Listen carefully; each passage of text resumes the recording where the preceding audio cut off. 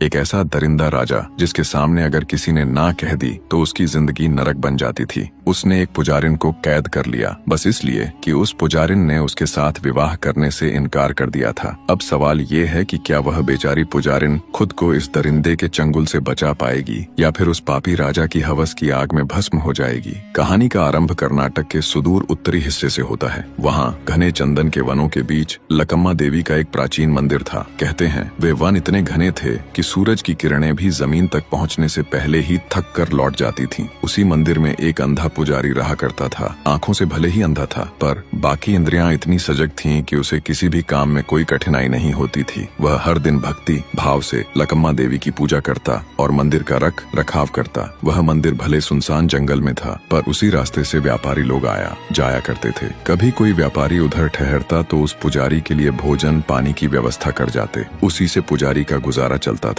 और जब बहुत दिनों तक कोई नहीं आता तो वह जंगल में जाकर पेड़ों से फल तोड़कर अपना पेट पालता। इसी तरह समय बीतता रहा। एक दिन एक सौदागर दल वहाँ से गुजरा। उस दल में एक ब्राह्मणी भी थी जो कि आंखों से अंधी थी। व्यापारियों ने सोचा यह पुजारी भी अंधा है, अकेला रहता है, और यह ब्राह्मणी भी बेचारी अंधी है, दोनों को जोड़ दें तो एक दूसरे का सहारा बन जाएंगे। वैसे भी सौदागरों को उस अंधी औरत का बोझ उठाना भारी लग रहा था। बस फिर क्या था, उन्होंने वहीं उस अंधे पुजारी के साथ ब्राह्मणी का विवाह करा दिया। एक से भले दो, इस तर्ज पर पुजारी ने भी उसे अपना लिया। अब उस सुनसान लकम्मा देवी के मंदिर में एक नहीं दो आत्माएं पूजा अर्चना में लीन रहने लगी। कई वर्ष बीत गए परंतु उन्हें संतान का सुख न मिला। दोनों पति पत्नी रोज देवी लकम्मा के आगे हाथ जोड़कर प्रार्थना करते कि उनके आंगन में भी संतान का दीप जले, पर साल दर साल बीतते रहे और आशा केवल अधूरी रह गई। एक दिन उस मंदिर में एक सन्यासी आया। पुजारी और उसकी पत्नी ने उसकी बड़ी सेवा सत्कार की। जो कुछ पास था प्रेम से अर्पित कर दिया। सन्यासी उनकी सेवा सत्कार से प्रसन्न हुआ। विदा लेते हुए सन्यासी ने आशीर्वाद दिया, देवी की कृपा से तुम्हें शीघ्र ही संतान प्राप्त होगी। और सचमुच कुछ समय बीतते ही ब्राह्मणी को गर्भ ठहर गया। बुढ़ापे की देहरी पर खड़े इस दंपति के जीवन में जैसे नई सुबह आ गई थी और बुढ़ापे में मिली संतान का आनंद ही कुछ और होता है। समय आने पर ब्राह्मणी ने एक कन्या को जन्म दिया। दोनों ने उसका नाम अक्का रखा। बरसों बीतने के बाद नन्ही अक्का अब जवान हो चली थी। अक्का न केवल रूपवती थी बल्कि बुद्धिमान भी थी। वह जो देखती तुरंत समझ जाती। जब भी कोई सौदागर वहाँ से गुजरता और उसके दल की स्त्रियां मंदिर में ठहरती तो अक्का उनसे बातें करती। वो स्त्रियां उसे सिलाई कढ़ाई के हुनर सिखाती। धीरे धीरे अक्का इतनी निपुण हो गई कि उसकी कढ़ाई में मानो प्राण बस जाते थे। जिस कपड़े पर उसके हाथ लगते वह जैसे जीवित हो उठता। एक दिन एक सौदागर वहाँ रुका। उसने मंदिर के पर्दों पर अक्का की बनाई हुई कढ़ाई देखी तो हक्का बक्का रह गया। अक्का की कढ़ाई ऐसी थी कि फूल जैसे खिल उठे थे, रंग जैसे बोल रहे थे। उसने सोचा ऐसी कला तो मैंने बड़े बड़े नगरों में भी नहीं देखी। उसने अक्का को कुछ कपड़े और बुनाई का सामान दिया और कहा, बेटी तुम ऐसे ही सुंदर पर्दे बनाओ, मैं इन्हें दूर शहर में बेचूंगा। जो लाभ होगा उसमें तुम्हारा हिस्सा तुम्हें मिलेगा। अक्का को धन का कोई मोह नहीं था। वह तो बस अपनी कला को दुनिया तक पहुंचाना चाहती थी। वो दिन रात उन्हीं पर्दों पर जान डाल देती जैसे धागों से नहीं भावनाओं से बुन रही हो। उधर सौदागर उसकी बनाई चीजें दूर दूर के नगरों में बेचता और खूब धन कमाता। अब तो आसपास के लोग भी उसी सौदागर की प्रतीक्षा करने लगे थे, क्योंकि अक्का जैसी बुनावट, वैसी कढ़ाई, वैसी रंगों की जादूगरी उस पूरे इलाके में कोई नहीं कर सकता था। एक दिन वही सौदागर अक्का के बनाए हुए पर्दे और पलंग पोश अर्थात बेडशीट लेकर एक नए राज्य की ओर निकल पड़ा। एक ऐसी जगह जहां वह पहले कभी नहीं गया था। उसे क्या पता था कि यह यात्रा उसे कैसी भयानक छाया के पास ले जा रही है। वह राज्य एक राक्षस राजा का राज्य था। कहते हैं कोई नहीं जानता था कि वह दरिंदा राक्षस कहाँ से आया था, पर जब आया तो उसने वहाँ के असली राजा का वध कर दिया और सिंहासन पर कब्जा कर लिया। लोग उसके कृत्य के कारण उसे अब राक्षस राजा के नाम से जानने लगे थे, क्योंकि वह सच में किसी इंसान से ज्यादा राक्षस प्रतीत होता था। वह इतना निर्दयी था कि उसकी गर्जना सुनकर ही पशु पक्षी भाग खड़े होते। वह न केवल हिंसक था बल्कि हवसी भी। कहते हैं उसने उस मारे गए राजा की बेटी से बलपूर्वक विवाह किया और उसे अपनी रानी बना लिया। पूरा राज्य भय और सन्नाटे में डूबा हुआ था। सौदागर जब अपने रास्ते से होकर उस राज्य की ओर पहुंचा तो उसे अजीब सी शांति महसूस हुई। ऐसी शांति जो डराती थी। जंगल था मगर न कोई जानवर दिखा और न ही कोई पक्षी। बस सन्नाटा छाया हुआ था, मानो हवा तक उस दरिंदे राक्षस के डर से थम गई हो। थोड़ा आगे बढ़ा तो उसे एक विशाल महल दिखाई दिया और उसके चारों ओर पत्थरों की ऊंची ऊंची दीवारें जैसे किसी अभिशप्त नगर की चौहद्दी। यह देखकर सौदागर दंग रह गया। फिर सोचा मैं तो व्यापारी हूँ, मेरा काम बेचना और लौट जाना है। वह अपने कदम तेज करता हुआ नगर के भीतर पहुंचा। वहाँ के लोगों के चेहरे देखकर उसका दिल कांप गया। सबके चेहरे पर भय की परछाई थी, आंखों में निराशा। पहले तो उसे कुछ समझ नहीं आया, पर फिर उसने खुद को समझाया, मुझे क्या लेना इनसे, मैं तो अपना सौदा बेचकर आगे बढ़ जाऊंगा। पर किस्मत को शायद कुछ और ही मंजूर था। उसका सामान किसी ने खरीदा नहीं, क्योंकि वहाँ कोई भी खुलकर बात करने की हिम्मत नहीं करता था। अंततः वह बेचैन होकर महल के सामने जा पहुंचा, जहाँ विशाल द्वार पर पहरेदार खड़े थे। जैसे ही उन्होंने सौदागर को देखा, उन्होंने उसे पकड़ लिया और घसीटते हुए दरबार में ले गए। वहाँ सिंहासन पर वह दरिंदा राक्षस राजा विराजमान था। उसकी आंखों में ऐसी लाली थी जैसे किसी जलते अंगारे में प्राण बस गए हों। वह गरज कर बोला, कौन है तू, कहाँ से आया है और इस राज्य में क्या करने आया है? सौदागर ने कांपती आवाज में उत्तर दिया, महाराज, मैं एक सौदागर हूँ, कपड़ों का व्यापारी। मेरे पास ऐसे पलंग पोश और पर्दे हैं जैसे आपके दरबार में किसी ने कभी नहीं देखे होंगे। राक्षस राजा ने व्यंग्य से हंसते हुए कहा, दिखा तो सही, कैसा अद्भुत सामान लाया है तू। सौदागर ने अपना बंडल खोला और अक्का की बनाई हुई चीजें राजा के सामने फैला दी। राजा की आंखें पहली बार आश्चर्यचकित हो गईं। उसे वह कढ़ाई जादू जैसी लगी। वह तुरंत बोला, इन सबको मेरे कक्ष में ले चलो। और बिना एक शब्द और बोले उसने उन पर्दों और पलंग पोशों को अपने शयन कक्ष में भिजवा दिया। रात हुई तो राक्षस राजा और उसकी रानी अपने शयन कक्ष में पहुंचे। वहां अक्का द्वारा बुना वह पलंग पोश बिछा था, जिसमें आधा हिस्सा ग्रीष्म ऋतु का चित्रण था और आधा शरद ऋतु का। संयोगवश राक्षस राजा शरद ऋतु वाले भाग पर लेट गया और रानी ग्रीष्म ऋतु वाले भाग पर। थोड़ी ही देर में राजा को सर्दी लगने लगी और रानी को गर्मी सताने लगी। रानी ने करवटें बदलनी शुरू की। राजा कंप पाने लगा, मानो सचमुच उनके शरीरों ने मौसम बदल लिया हो। वास्तव में यह जादू नहीं, अक्का की कला का चमत्कार था। ऐसी चित्रकारी जो मन को भ्रमित कर दे, जहाँ कल्पना और यथार्थ का भेद मिट जाए। इसीलिए जब राक्षस राजा शरद ऋतु वाले भाग पर सोया तो उसे ठिठुरन होने लगी और रानी जब ग्रीष्म ऋतु वाले भाग पर लेटी तो उसे पसीना आने लगा। सुबह होते ही राक्षस राजा ने आदेश दिया, उस व्यापारी को बुलाओ। सौदागर कांपता हुआ दरबार में पहुंचा। राजा बोला, ऐसे चित्र तो मैंने अपने जीवन में नहीं देखे, बताओ यह कलाकार कौन है, यह किसने बनाया है? सौदागर ने सोचा, राजा है, प्रशंसा कर रहा है, शायद इनाम देगा। वह मुस्कुराता हुआ बोला, महाराज, आपके ही राज्य के निकट एक लकम्मा देवी का मंदिर है, वहीं एक अक्का नाम की कन्या रहती है, वही इस जादू की रचयिता है। बस इतना सुनते ही पापी राजा की आंखों में लालसा तैर गई। उसने सोचा, अगर इस लड़की के हाथों में इतना सौंदर्य है तो वह स्वयं कितनी सुंदर होगी। ऐसी कलाकारी करने वाली नारी अगर मेरी रानी बन जाए तो मेरा वैभव 4 गुना हो जाएगा। राक्षस राजा ने सौदागर को तो तुरंत कैद में डलवा दिया और अपने सैनिकों को हुक्म दिया, जाओ उस लड़की को चाहे जैसे भी मेरे सामने लाकर खड़ा करो। उधर मंदिर में उस समय अक्का अपने अंधे माता पिता की सेवा में लगी थी, उनके लिए भोजन परोस रही थी। उसी समय राजा के भेजे हुए सैनिक वहाँ पहुँच गए और सैनिकों ने कहा, चलो हमारे महाराज तुम्हें बुला रहे हैं। अक्का ने विनम्रता से कहा, पहले मुझे अपने माता पिता को भोजन करा लेने दो, फिर मैं स्वयं चल दूंगी। पर वे सैनिक भी तो अपने राजा जैसे ही थे, क्रूर और निष्ठुर। उन्होंने उसे एक पल की भी मोहलत नहीं दी। वे उसे जबरन पकड़कर राजमहल ले गए। महल में जब अक्का को राक्षस राजा के सामने लाया गया तो वह कुछ क्षणों के लिए उसकी सुंदरता में खो गया। फिर उसने अक्का का हाथ पकड़कर प्रशंसा करते हुए कहा, तुम्हारे जैसी कलाकारी मैंने जीवन में नहीं देखी। मैं चाहता हूँ कि तुम यहीं रहो, मेरे राज्य की शोभा बनो और तेरी कला पूरे संसार में प्रसिद्ध हो। कुछ देर तक वह सोचने का नाटक करता रहा, फिर मुस्कुराया और बोला, नहीं, इससे भी अच्छा विचार है, तू मेरी रानी बन जा,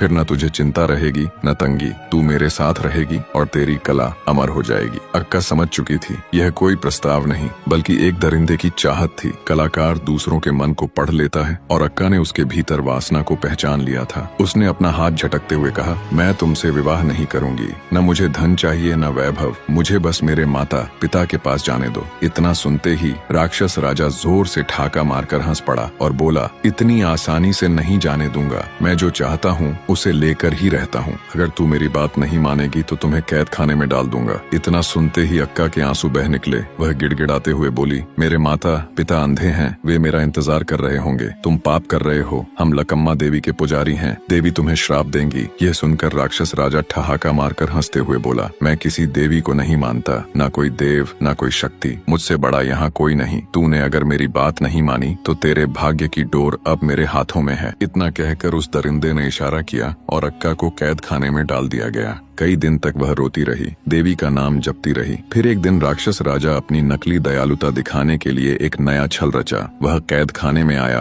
और बोला, देखो पुजारन, मैं तुम्हें एक अवसर देता हूँ। यह कपड़ा और यह सुई धागा ले और साथ में कुछ बेल बूटे का सामान भी ले। तुझे 7 दिनों के भीतर एक ऐसा मुर्गा बनाना होगा जो देखने में बिल्कुल जीवित लगे। अगर मैं धोखा खा गया तो मैं तुम्हें आजाद कर दूंगा, और अगर मुझे जरा भी लगा कि यह बनावटी है तो तू इसी कैद खाने में सड़ेंगी। बेचारी अक्का क्या करती, उसके पास कोई चारा नहीं था। वह रोती रही, सुई चलाती रही, हर टांका उसके आंसुओं से भीगा था। वह अपने माँ बाप को याद करती और सुई में धागा डालती रही। दिन बीतते गए और 7वां दिन आ पहुंचा। उसके हाथों से तैयार हुआ मुर्गा ऐसा लग रहा था मानो अभी फड़फड़ाकर उड़ जाएगा। इतनी जीवंत कलाकृति शायद आज तक किसी ने नहीं देखी थी। बस अब एक काम बाकी था, मुर्गे की कलगी बनाना। राक्षस राजा के आने का समय हो चला था। अक्का जल्दी जल्दी सुई चला रही थी, आंखें आंसुओं से धुंधली हो चुकी थीं। इसी बीच सुई उसकी उंगली में चुभ गई और खून की कुछ बूंदें कलगी पर गिर पड़ी। अगले ही पल एक चमत्कार हुआ। वह निर्जीव मुर्गा अचानक हिलने लगा, पंख फड़फड़ाने लगा और पूरे कैद खाने में उड़ने लगा। यह देख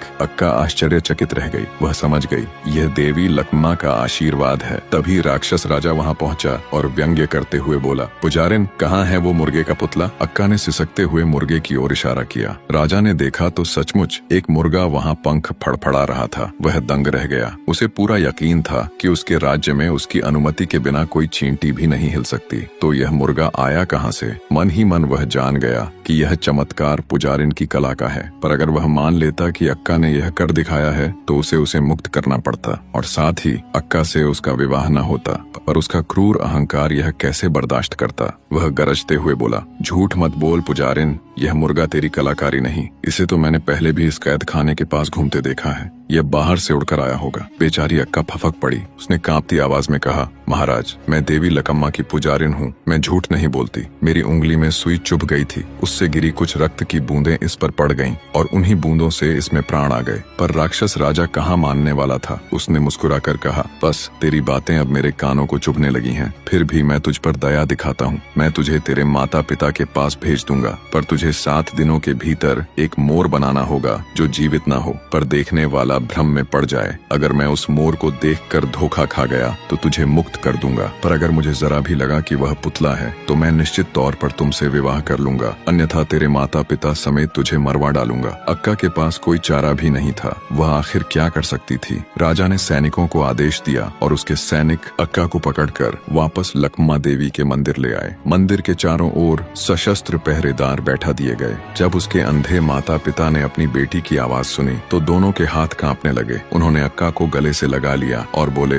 बेटी, अगर तू 1-2 दिन और देर कर जाती तो तेरे लाचार अंधे माता पिता शायद इस संसार में न रहते। अक्का भी अपने माता पिता को देखकर फूट फूट कर रो पड़ी, पर वह जानती थी ये खुशी क्षणिक है और राजा उसे चैन से जीने नहीं देगा। उसे विश्वास था भले वह मोर बना भी दे जो सजीव लगे, वह दरिंदा राक्षस अपने पापी इरादों के जाल में फंसाने की कोशिश करेगा, फिर वही विवाह का प्रस्ताव रखेगा। पर उसने अपने माता पिता के आगे कुछ नहीं कहा। उसने मन में सोचा कि चलो 7 दिन तो मिले हैं, इन 7 दिनों में कम से कम अपने माता पिता के संग शांति से जी लूं, उसके बाद जो होगा देखा जाएगा। वह अपने मन की चिंता दबाकर मोर बनाने के काम में जुट गई। उसे अब भी आशा की एक छोटी सी किरण दिखाई दे रही थी। शायद देवी लकम्मा उस राक्षस का हृदय बदल दें। दिन बीतते गए, 7वां दिन आया और जब अक्का का मोर तैयार हुआ तो देखने वाला धोखा खा जाए। ऐसा सजीव प्रतीत होता था कि जिसे देख मन में लगता अभी वह पंख फैलाकर नाच उठेगा। राक्षस राजा के आने का समय हुआ तो अक्का ने एक और योजना रची। उसने मंदिर के आंगन में खेलने वाले असली मोरों को भी बुला लिया और उनके बीच अपने बनाए हुए मोर के पुतले को रख दिया। जब राक्षस राजा वहां पहुंचा तो वह कुछ क्षण के लिए दंग रह गया। सामने रंग बिरंगे मोर खड़े थे, सब एक से। अक्का ने शांत स्वर में कहा, महाराज, यह रहा मेरा बनाया मोर, पर यहाँ कई मोर हैं। आप इनमें से किसी को भी पकड़ लीजिए। अगर आप उस निर्जीव को पकड़ पाए तो मैं आपकी रानी बन जाऊंगी।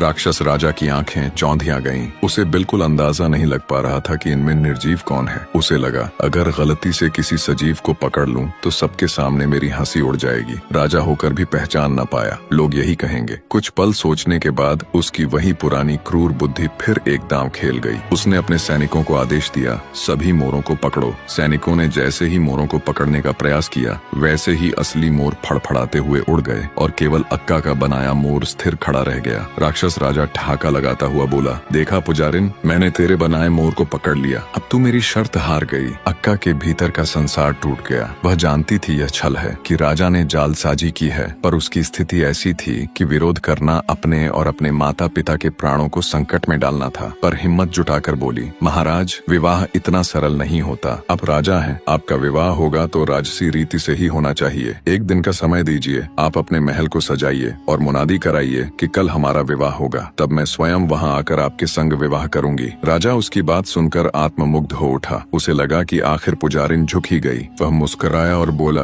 ठीक है पुजारिन, कल हमारे विवाह का महोत्सव होगा। राजा अपने महल लौटा और उसी रात अपने राज्य में मुनादी करवा दी, कल महाराज राक्षस और अक्का का विवाह होगा। सभी लोग इस शुभ अवसर पर उपस्थित हों। पर सच्चाई यह थी कि उस राज्य की प्रजा उसे मन ही मन घृणा करती थी। वह जानती थी कि यह राक्षस राजा कब का उनके असली राजा की हत्या कर उन पर अत्याचार कर रहा है। फिर भी डर के मारे कोई मुंह नहीं खोलता था। उधर राक्षस राजा तो खुशी से उछल रहा था। नींद उसकी आंखों से गायब थी। उसके मन में लड्डू फूट रहे थे कि कल पुजारिन मेरी होगी। यही विचार उसे पागल किए दे रहा था। इधर अक्का मंदिर में देवी की प्रतिमा के आगे जाकर फूट फूट कर रो रही थी। उसके आंसू जैसे रुकने का नाम ही नहीं ले रहे थे। वह बार बार कहती, हे माँ लकम्मा, मेरे पिता ने जीवन भर तेरी सेवा की, मेरी माँ, और मैंने भी सदा तेरा नाम जपा। क्या यह हमारा ही प्रतिफल है? क्या तू अब भी मौन रहेगी माँ? क्या हमारे इस संकट से कोई मुक्ति नहीं? काफी देर तक वह यूं ही विलाप करती रही और फिर आंसू बहाते बहाते वहीं मूर्छित हो गई। थोड़ी देर में उसे स्वप्न आया। उस स्वप्न में स्वयं लकम्मा देवी प्रकट हुई और माँ ने कहा, अक्का, तेरे आंसुओं ने धरती पर जो लकीर बनाई है वह व्यर्थ नहीं जाएगी। देख, वह लकीर अब एक नाग में बदल चुकी है। इस नाग को अपनी कला के माध्यम से रस्सी का रूप दे और उसे एक हार तैयार कर। वह हार इतना सुंदर बनाना कि कोई भी उसे देखकर मोहित हो जाए। कल जब तू विवाह के समय वह हार राजा के गले में डालेगी तो यही नाग रूप बदलकर उसे डसेगा और तुझे उस दरिंदे से मुक्ति दिलाएगा। इतना कहकर देवी अंतर्धान हो गईं। अक्का की आंखें खुलीं। उसने देखा सचमुच उसके आंसुओं की वह लकीर अब एक जीवित नाग में बदल चुकी थी। उसने सिर झुकाकर माता का आशीर्वाद लिया। फिर वह नाग उठाया, मंदिर के प्रांगण में आई और वहाँ खिले हुए सुंदर सुंदर फूलों को चुनने लगी। फिर उसने अपनी कला का अद्भुत प्रदर्शन किया। नाग को माला की तरह गूंथते हुए फूलों और धागों से ऐसा सुवर्ण हार तैयार किया कि उसे देखकर लगता जैसे स्वर्ग की अप्सराएं भी ईर्ष्या करें। अगले दिन प्रातः होते ही अक्का वह हार लेकर राक्षस राजा के नगर के लिए निकल पड़ी। नगर पहुँचते ही उसने देखा हर गली में ढोल नगाड़े बज रहे थे। हर चौक पर पहरेदार खड़े थे। लोगों के चेहरों पर मुस्कान थी, पर वह डर से उपजी मुस्कान थी, सच्ची खुशी नहीं, क्योंकि राजा ने हुक्म दिया था जो कोई उदास दिखेगा उसे प्राण दंड मिलेगा। इसलिए सब बनावटी हंसी हंस रहे थे। थोड़ी देर बाद अक्का को राजा के सैनिक घेर कर ले जा रहे थे, जैसे किसी देवी को नहीं, पराजित शत्रु को ले जा रहे हों। जब अक्का विवाह स्थल पर पहुंची तो राक्षस राजा शाही वस्त्रों में सजा हुआ पहले से खड़ा था। उसके चेहरे पर दुष्टता से भरी वही चमक थी। अक्का शांत चेहरे से उसके सामने पहुंची। हाथों में वह अद्भुत माला ली और बोली, महाराज, विवाह से पहले मैं आपको यह पवित्र हार पहनाना चाहती हूँ। यह हमारी परंपरा है। वरण से पहले वर को यह हार पहनाया जाता है। राजा मुस्कुराया, क्यों नहीं, मुझे तो तेरा हर स्पर्श प्रसन्न करता है। और सबके सामने अक्का ने वह माला उसके गले में डाल दी। क्षण भर को सब तालियां बजाने लगे, ढोल नगाड़े गूंज उठे, पर अगले ही पल सन्नाटा छा गया। राक्षस राजा का चेहरा पीला पड़ गया। उसका शरीर कांपने लगा, मुंह से झाग निकलने लगा और सबने देखा कि उसके गले की माला से एक भयानक नाग निकल आया है जो फन उठाए उसे डस रहा है। वह दरिंदा राक्षस राजा चीखता हुआ जमीन पर गिर पड़ा और कुछ ही क्षणों में उसका अंत हो गया। यह दृश्य देख पूरे नगर की प्रजा पहली बार खुशी से झूम उठी। अब जो उल्लास था वह सच्चा था, दिल से था, डर से नहीं। सब लोग अक्का के चरणों में झुक गए और बोले,